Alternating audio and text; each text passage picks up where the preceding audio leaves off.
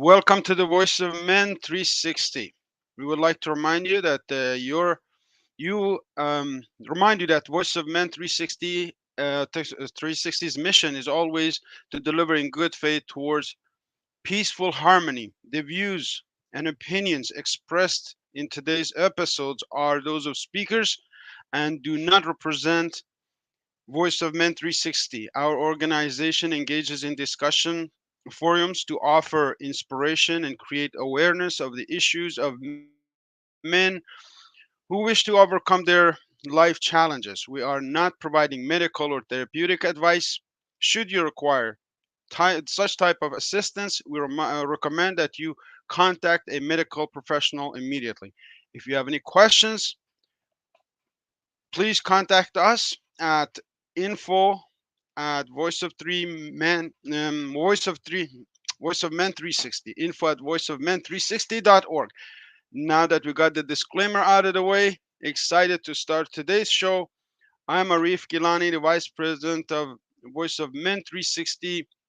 Again, as we go through our days, overcoming challenges. Even to put this show on is a challenge on weekly basis. We try to bring you stories that are going to inspire you, help you, and bring you awareness. Today, I'm excited to have a very special guest. Before we get started, I just wanted to remind you that Voice of Men 360 is a nonprofit organization out of Toronto, Canada.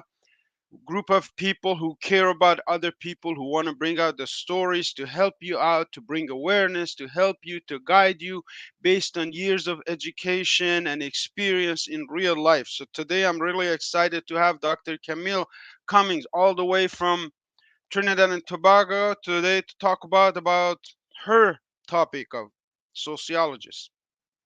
So welcome, Dr. Camille. Dr. Camille, are you there? Oh, sorry, I'm on mute, right? Good Oh, morning. okay, I think now, okay, Sivam is on mute. Yes, good morning, morning. How you doing? Today looks like a peaceful scene behind your window, but earlier I saw storms that are happening down there, or what's happening Yes, down? we had some bad weather this morning, but it's calm. Actually, the scenery behind me, it's a pic I took personally in Great Britain, but at the Staunton Estate because I love nature. Beautiful, lovely. Well, glad to have you here today. So let's talk about you. Who is Dr. Camille? Tell us a little bit about yourself. Introduce yourself. This is a very complicated question. Who am I? Yeah. I've written a book about this whole topic, and I'm excited to explore stories. So tell you about yourself, please. Okay. First of all, good morning, everyone. Thanks for having me here. Sivam, Arif, and I usually tune into the other programs you'll host as well, so I'm honored to be here. I would start off with my name. My name is Camille Tamara Cummings. That's my full name. And I would say I love names because when I explain, and as Iris said, it's a complicated question to ask anyone, who am I? But my first name, Camille, comes from Latin and it means helper to the priest. I would disclose that I'm also Roman Catholic, so I believe the name was fitting when it was given to me, right? Also, Tamara is Arabic and Hebrew origin, right? As well as it means generosity and humanitarian. And I really love my names because I think I was blessed to have them because I do believe that we all have a humanitarian purpose on earth. And I'm using my profession and my title, my doctorate, to do work that helps humanity and not just purely academics. So I'll start Okay, with that. okay. Let me stop you right there. This is a very interesting topic. We all are really explore more than just we're here to have some food on the table, reproduce through means of reproduction, and having a graveyard somewhere with our name on it. There's more to this story, is there? Yes. Because when I did a PhD, and I'll tell you, and I guess anyone would tell you, doing a PhD is the most arduous, long. There's so many adjectives I can use. And for me, it was an experience that was tumultuous. You had the ups, you had the downs, you had the good, you had the bad, you had challenges, you had things you overcame in a record time, and then you had things that you really had to face. And I would say I did sociology because I love sociology. Now, I'll tell you, my background initially was languages, and I love my Oh, Spanish, French, and German, and I always try to practice. But I switched to sociology because I felt I really liked methodology, I liked research, and I fell in love with it as an elective. And then I decided to do the undergrad and the postgrad in it. And I think well, for me, sociology helps you to do so much because it helps you to understand not just human behavior, but society from a systematic approach. wow, wow. What a wealth of knowledge and wisdom and information do we have here today. Dr. Cummings, Tamara. Now, I was actually going to call you Tamara, then I saw on the screen and I changed it, so I tried to be adaptive, but beautiful name. Starting from there with the name calling, very deep meaning into. My name is Arif, and this is the story of my own name story. In Arabic, it means the old wise man in the village who people would go for advice, not the powerful, just the wise guy with a beard, perhaps a mere spiritual person. And I try to live up to that. Again, if we just picked up from our name and live up to religion, same way. It's not what religion is it, are we living up to our religion, really, truly? Dr. Cummings, now tell us about sociology. What is sociology? Well, sociology in essence is the study of society, but it Mhm. uses a more systematic and scientific approach thanks to people like Durkheim and Weber. But I like to go back all the way to C. Wright Mills because we have to first understand something called the sociological imagination.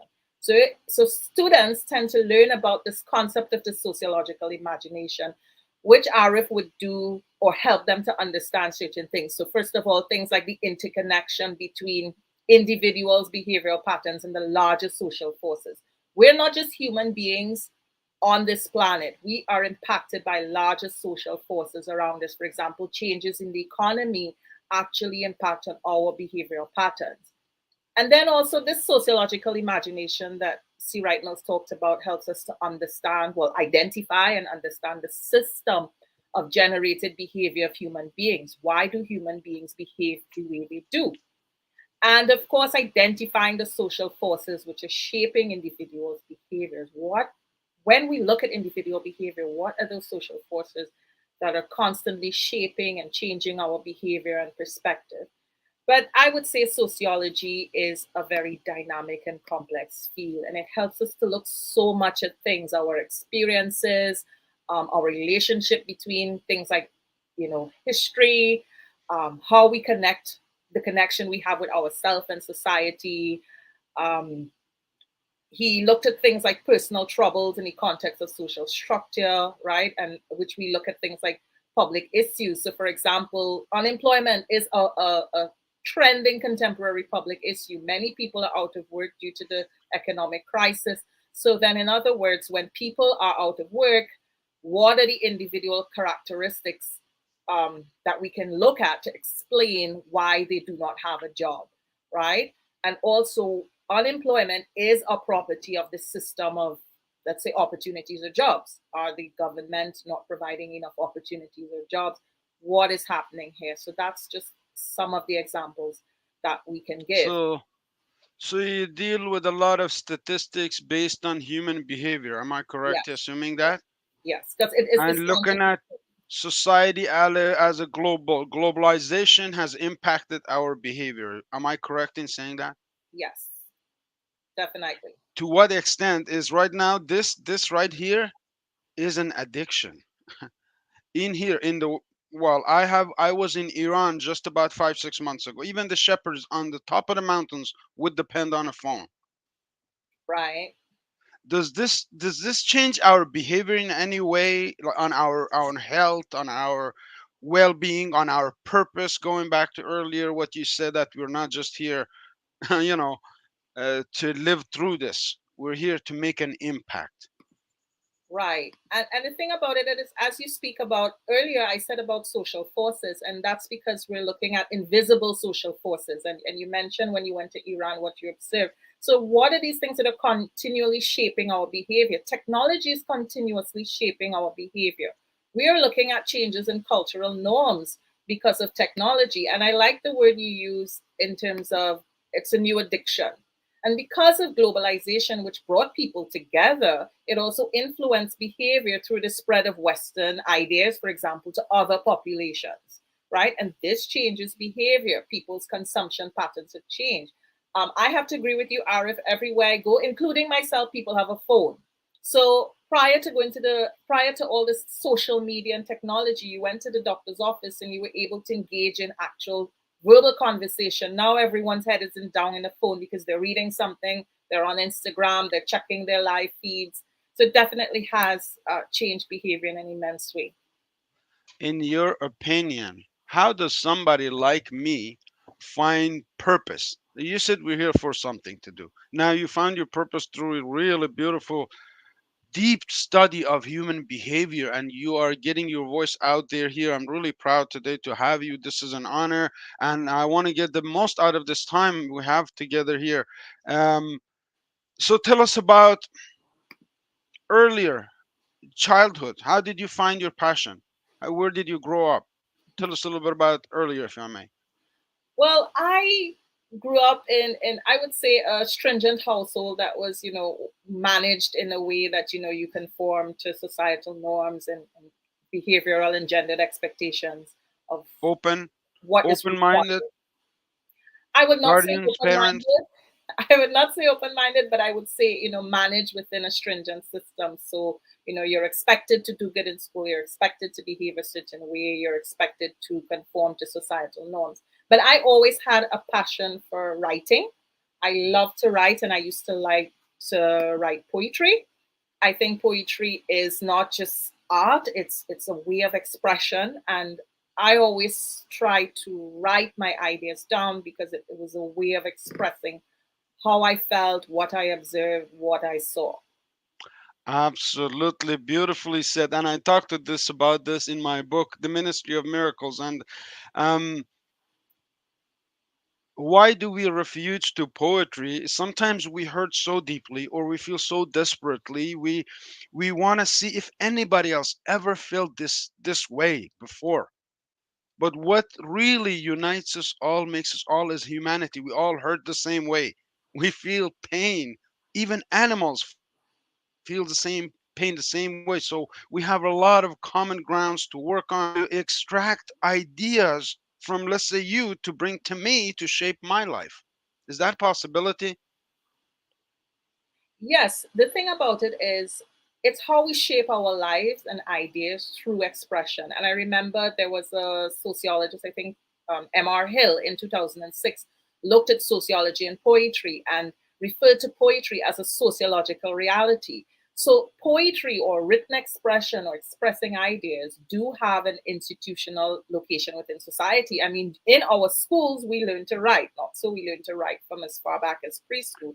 So it does, poetry plays a part in things like interaction and how we conceive and explain what we see. Um, Let me ask you a question, doctor. This is really important question to me. Now, if I'm at the lowest point in my life, if I'm really desperate, a lot of people go through depression, mental illnesses here Mhm. because of the challenges of bringing mental, physical, financial challenges right now. Yes. Would it be a good advice? Would you advise them to just pick up a pen and paper and write how they feel? It would give them an empty canvas to work on. Would you? Well, Arif, to answer your question, there are two things that I can say there now. Problems are complex and they vary from individual to individual. So, journaling is one aspect. It does not negate the fact that they may need therapy or other types of psychosocial support.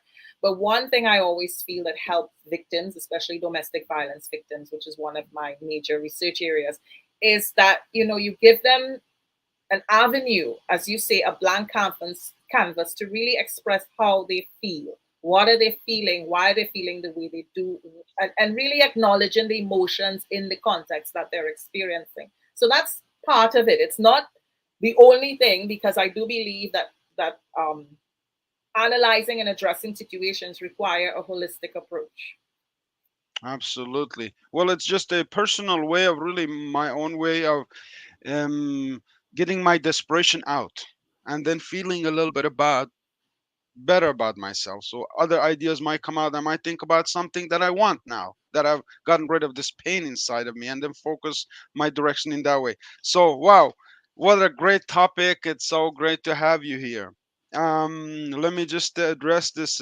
Voice of Men 360 is a non-profit organization out of Toronto, Canada. We bring you voices like Dr. Tamara here, who is dedicated her life to researching human behavior and bringing you some of the advice that we can all use. I'm learning so much, and pen and paper, believe me, will change your life if you put ideas down and apply them to your own life. So, Voice of Men 360 has a bunch of programs that come up weekly and usually at 10 a.m. Um, on Sundays, we have Open Up that today we're talking about the issues that we all as a society face with Dr. Tamara from Trinidad and Tobago. We have Vili, which is a Tamil live talk show Sundays at 8 a.m. And so today, my friend Sivam has finished that show and he's with us right here directing from behind the scenes. Monthly webinars. We have every Saturday of the month at 10 a.m. again. We'll bring you experts, organizations to discuss particular issues that we all might be facing together as a society, and monthly special shows. This is unspoken to your stories that will encourage you, that will give you a little bit of a like a lighthouse to tell you that there is hope, that there is tell you that there is a way out of the desperate situations that we all face together. So with that, thank you, Dr. Tamar. Let's talk about some of the issues that are right now you are facing. Are you working? Where are you working right now? Tell us about academics. Are you working with universities or Um, you're Not right teaching? now. It's summer, so not right now. But I've continued working on my writing and publishing because it is expected that once you have a PhD, you should not just stop there. You should be um, publishing and contributing to the scientific literature. So I'm working on some other chapters. I recently published a chapter looking at the a sociological perspective of um, let me see. Right. It's a sociological perspective of men's underreporting of domestic violence and a lack of appropriate interventions in the Caribbean. So that was one of my recent publications.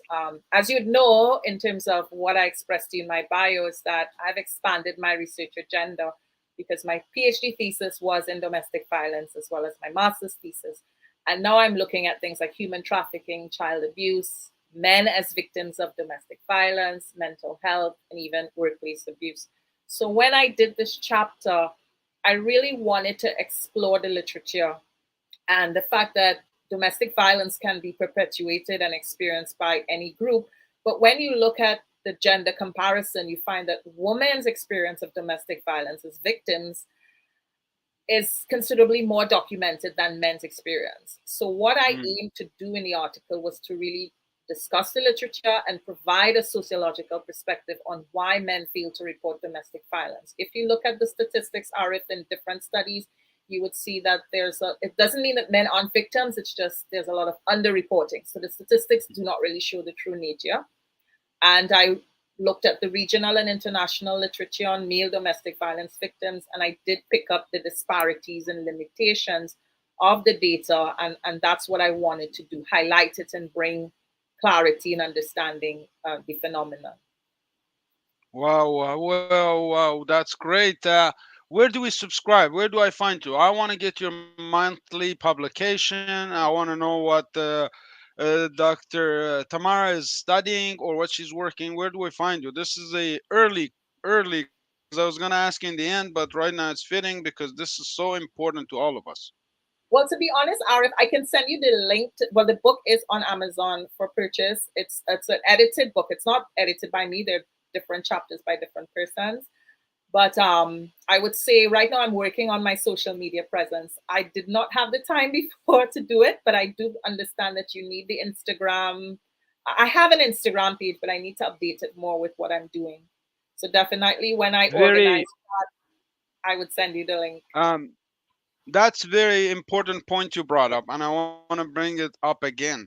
How important social media. I have been part of social media for a long time and been hacked and changed couple of accounts and things like this. But again, it's a very direct way of reaching people. Right now, people might be sitting on and watching CNN. Here might be watching some other programs. This really changes the game, doesn't it? Yes, it does. Now Right there are now, some we have pitfalls met. to it. Hmm. We bring these programs through all of these platforms. Why? Because we're all human beings. If I can have an interview with Dr. Cummings right here, what's the difference between this program and the one that they're watching on TV? This is more educational. This is more personal. This is beautiful, isn't it? Technology has changed our It behavior has. in some. It has. It has. You get things in real Domestic time. violence. Hmm. Again, I apologize. Go ahead. But we're going to talk about domestic violence before we end the program. I want to get a little bit deeper in that. No, that's okay, Arif. I was just saying the beauty of it, so that was just to extend your point that you get things in real time and you have more access to things. So prior to the pandemic, there wasn't much use of Zoom and StreamYard and all these platforms, but now it's really connecting people at an immense speed. Absolutely. Let's talk about domestic violence. You talked about again. I don't know about Trinidad and Tobago, the social system that's set up here, but there are charter of rights here in Canada. As you know, everybody's got the rights and freedoms. Again, when it comes to home, again, there's a hierarchy of who's right, who's wrong, and what's the recording of all of this data. And I agree with you that the violence against women is very magnifiedly recorded versus against men and maybe even young adults.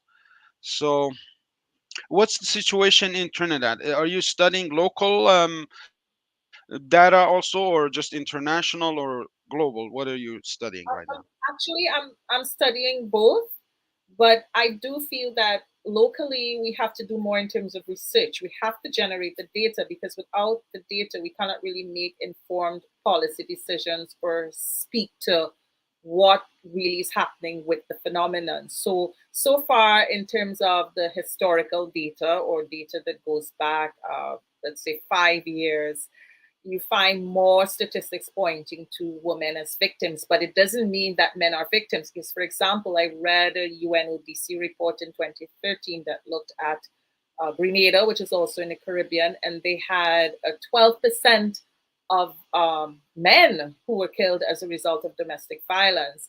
In Trinidad and Tobago, the figure was a lot lower, 4% of men.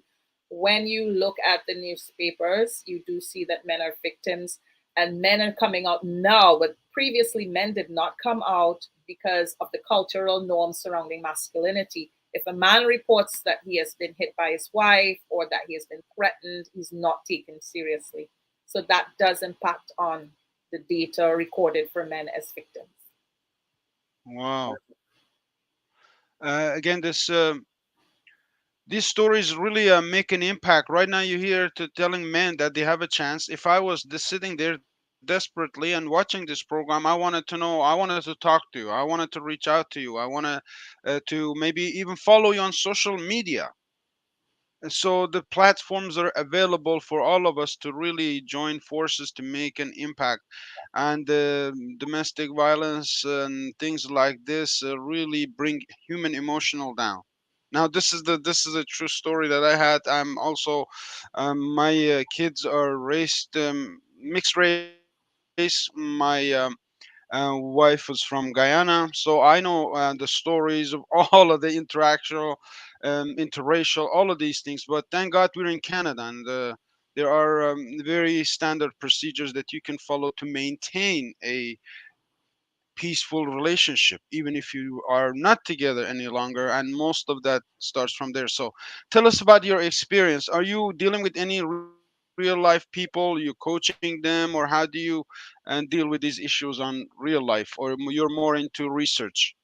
I'm more into research for now. I would like to get more into the advocacy Hands on. side, but the hands-on, and because I'm not a certified counselor, and I do believe that when working with domestic violence victims, you must be a certified counselor or board certified clinician. So I only venture into the realm that I am qualified to do.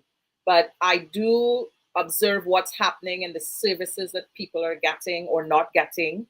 So, but I've known of persons personally who have experience. I look at the media all the time. So I am aware of what's going on with victims, both men and women. Wonderful. Now, do you work with the government at all? Are you in connection with policymakers, or who are you reaching out with all this valuable information?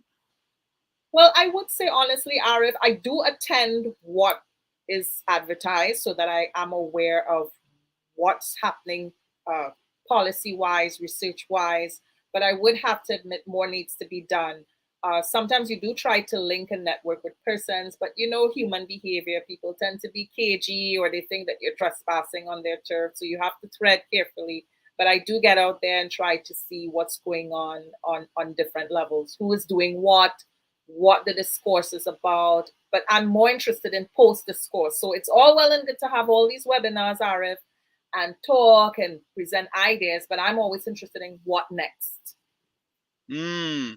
So that's really where coaching comes in also. I'm a coach. I've been coaching people throughout my career, my life. You can have change somebody's behavior, but by just magic. It's a behavioral change. It's patterns in our brain. It's neuroplasticity. There's a lot of behavioral change, and once we feel pressured, really, this is something that I read a long time ago, and I will never forgot. I say if you squeeze a orange, orange juice will come out. If you squeeze a human being, whatever's really truly inside of them will come out. When the pressure's on, we get violent, we get into things like this. But understanding human behavior and emotions really does make us relaxed. Does it? Does it make us understand this data impacts our personal behavior? Has it changed your behavior, understanding what's going on behind the scenes of? Well, it definitely makes me aware and more empowered to do something because, as I said, I'm interested in the doing, what's next. I would tell you, though, that I recently joined the AVA. I don't know if you ever heard of AVA Health, Academy of Violence and Abuse. It is an American organization. I recently joined them as an active member. Mm. So you can always look them up on it's Academy on Violence and Abuse. So you can look them up www.avahealth.org. So I recently joined them as well as the Junction Network. I don't know if you're familiar with June from the Junction Network. So those are the two international agencies I'm more linked with now and looking at what they're doing in their countries and on a global scale. So it is definitely being aware helps me to feel empowered to do something.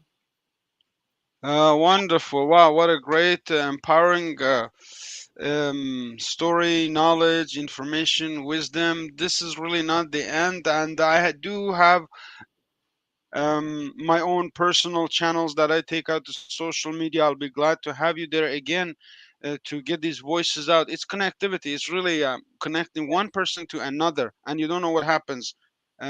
Over the last year, I have made global connections in UK, in Turkey, Istanbul, Iraq, around the world. Really, it's amazing. It's just like in the streets. You meet somebody, you connect with them, you exchange ideas, then suddenly you can't live without each other, or you must stay connected. Is that part of human behavior?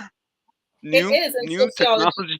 Yeah. Yes, but sociology teaches you connectivity and interaction. And as you say, one connecting the other, I don't know if you've heard of Dr. Jerome Tiloxing. He was the person that connected me to all of this.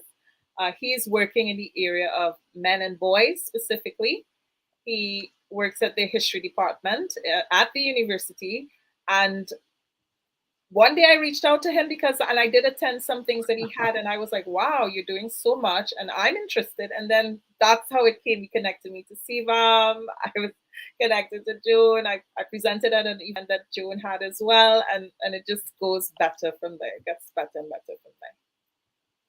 Wow, wow, wonderful. Well, we're planning to have some events here through the Voice of Men 360 in the future, so we'll be glad to even have you as an international researcher. You're really an asset. You're not a local person in Trinidad sitting down doing your research, because imagine how many people in the world dedicate the time that you do to studying this information, this what do you study? Tell me, what is it? Really data, human behavior? You're psychologist. You can you have it all under umbrella of sociologists.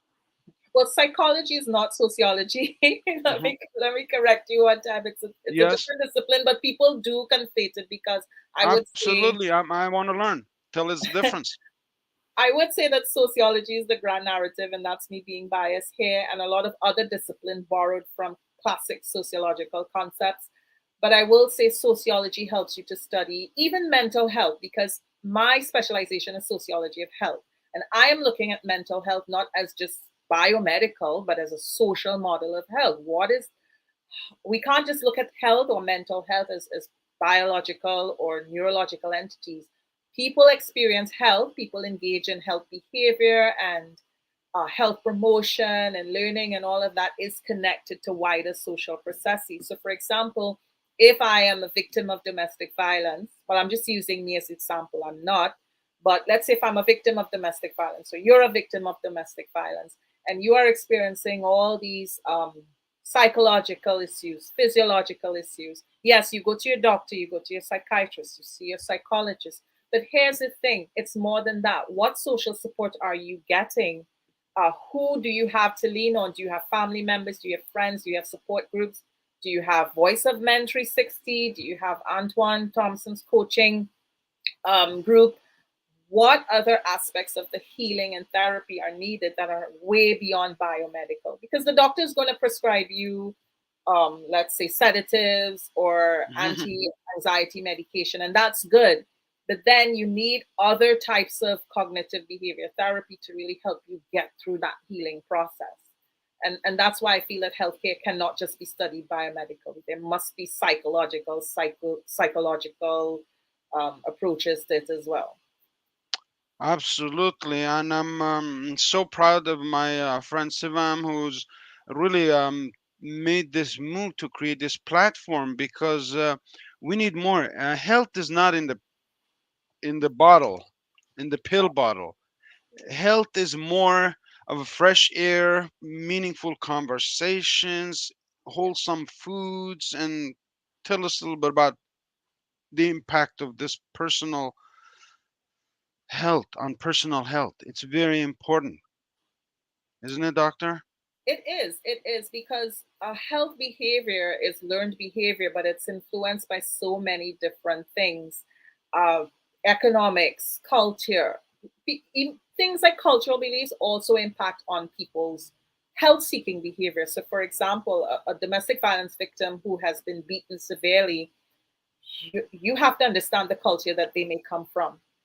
They may have learned that it's better to stay quiet and not be real with the physician. So if they're being, because I did my master's study on healthcare response to female domestic violence victims, and one of the things that came out in the data were that the physician didn't even ask anything. They treated the injuries, and the victim themselves were sort of apprehensive to say, well, you know what, I lied. The closet didn't fall on me.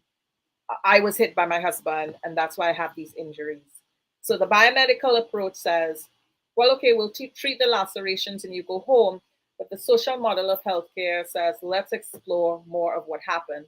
And in people's health seeking behavior, um, they learn that, okay, if I want help, I have to say more, but I know it's a complex thing. You can't expect a victim to just say what really happened if they're living in fear.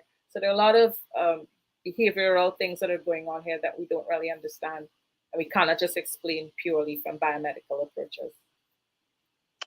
Most of the solutions that we have are, would you say, like a bandage solution, and you're looking more into root cause of things? Yes, I think approaches. I mean, and I'm saying it in a generic way because I don't want to point fingers. I respect all disciplines, but I would say a lot of times people tend to have bandage approaches to things, even outside of biomedicine. But getting down to the root cause of things causes us to be uncomfortable, because then we, in our exploration of the root cause, we're exposed to some serious reality that we don't want to face. Mm. Would you say, going back to the question we began this, who am I, is a very complex question? How would you answer it now? Who am I? Who is Dr. Tamara? Well, Dr. Camille Cummings is a person who's looking to really make an impact in the field, who is a complex being just like everyone else, who's not perfect and who's not afraid or ashamed to say, listen, I am not a perfect being. I am just like everyone else, but I am unique in my own way, because that's the other thing that I don't do. I don't compare myself to other people. And I'm really, really adamant about the whole idea of socializing children, that you give them unique identities rather than comparing them to other children. And that's a whole realm of something that I'm exploring in terms of child abuse and how it impacts on adulthood. If I may add there, one of the bad things about social media is that we have access to people who previously we didn't have a point of comparison. I might look at somebody, I might look at Brad Pitt on my phone and say, man, why not me? And I feel depressed. Why am I not living that lifestyle of whatever? Is that having a negative effect on us all? Like, I'm Yes, aware of this. It does change people. People are addicted to this phone because it's showing them um, beyond the life that they're living. They take them out of this reality and put it in that, like a bubble of cloud. Is it? yes. Well, I think with social media, and you have to look at the way things are presented on social media as opposed to real life. I really like the point you made. You said, people have access to people now as compared to before, where you didn't know what was going on in someone's life until they actually told you, or you saw them on the street driving a nice fancy car, but you could only assume. But now you go on Instagram and everybody has 104 pictures of their vacations, their dress, their wardrobe, and their lifestyle, and sometimes may not really be true. It may not really be realistic. Yes, absolutely. Again, being realistic is really social media has given us this platform to be realistic with one another and really extract some valuable information here on our behaviors. It's a complex world. It's a wild, wild world out there, like they says, from social government to our personal lives is finding our mission. What is Dr.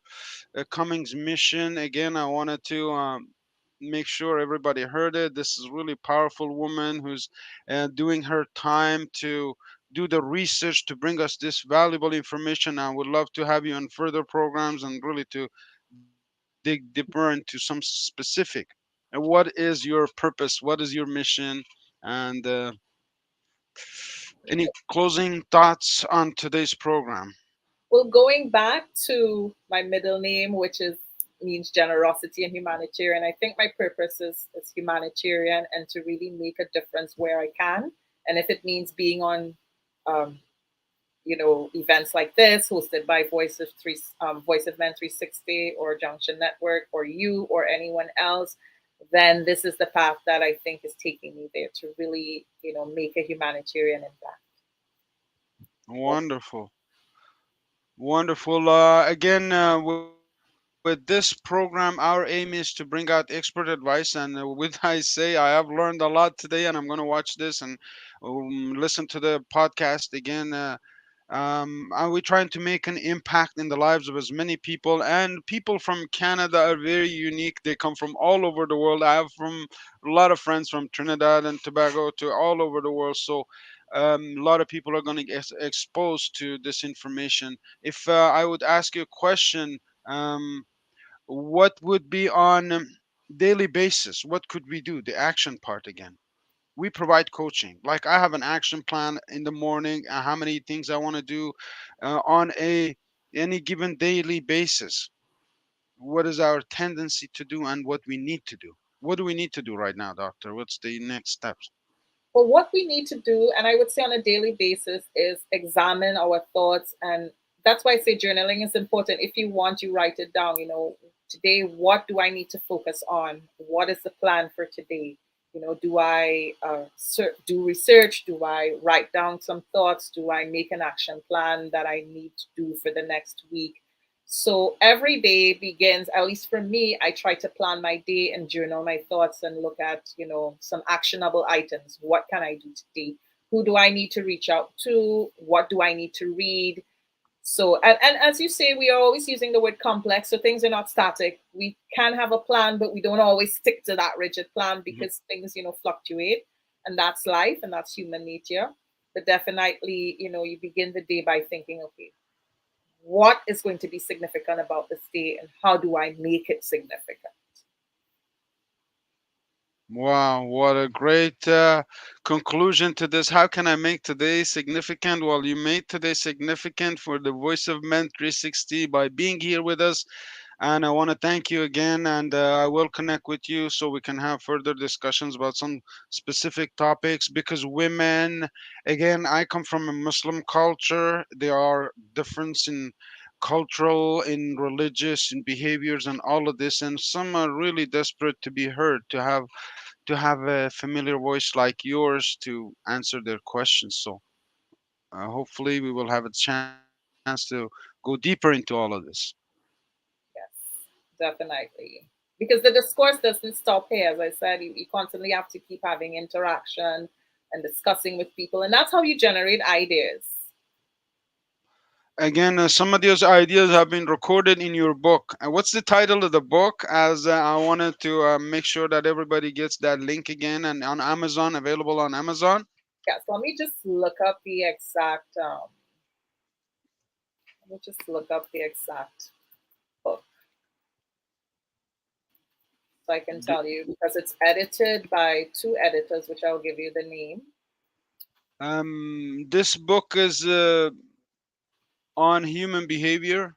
What is the main focus of your book? Tell me a little bit about. Give us a little intro, 30-second Okay, intro of your so book.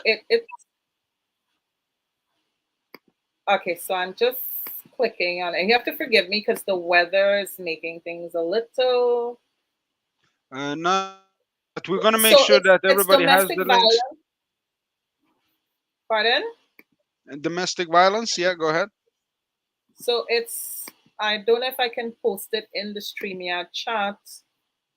Um, okay, so I probably Hopefully, can't. our I see. wonderful president here can do it later on. But go ahead, just tell us about the links because we'd like to find you and see what the book is So about, please. it's domestic violence in the Anglophone Caribbean consequences and practices. It's edited by Professor Anne-Marie Bissessa and Dr. Camille Cummings. It explores the understanding and meaning of domestic violence in the Caribbean, and it includes contributions from a diverse background as well as it looks in detail at who are the victims of domestic violence in the Caribbean. So, and then if you click on the link, you would see my chapters there as well, a sociological perspective of men's underreporting of domestic violence and the lack of appropriate interventions in the Caribbean. So I'm all the way down on page 135, but I did copy and paste. So let me just see if I can put it here. Right. So Sivan said send it here. So it Thank you is a so book. much. It is a book That you have to purchase because I don't think you would get access to. Um, so I put wonderful. We have now the link on yes, the book link on our discussion panel here, and we look forward to having some further discussions and even reading your book right now. It's a very well, chapter. uh, The book is not. I didn't write the entire book. I have a again, it's a collection of ideas from different places, but your research topic, specific topic, is on in this book as a collection. yeah. So it's bigger minds, more minds, actually, ideas that are discussed against solving some of the complex problems that we face. That's what But it I is, plan to really. do more writing, and one of the things that I'm working on is men's mental health, male victims of domestic violence, and their mental health, and how healthcare treats with that, how they're accessing healthcare, and how are their healthcare needs met. So that's what I'm currently working on. Wonderful, wonderful. It's been a pleasure to have you today. And here at Voice of Men 360, we do our best. We're human. We, with all the limitations, to reach out, but to bring out some nuggets to really people who can help us understand ourselves better. Dr. Cummings, today it's been a pleasure to have this discussion with you. And we thank you for your time, and we look forward to connecting with you again. Sure. Again. Thank you very much. I'm not sure if Sivam is behind the scenes right now. Is there any other this closing comments? But I wanted to thank you all for joining us today at Voice of Men 360. Voice of Men 360 brings you this show on every Sunday at 10 a.m. Eastern Standard Time. With Open Up, bring you expert advice on some of the challenges that we all face on daily basis. We're all human beings. They say rich or poor, everybody's got 24 hours. We all start with one leg at a time to put our pants on. So take your pants and put them on and go and have a great day. Thank you for being with us. I'm Arif Gilany, and I look forward to seeing you on the next program.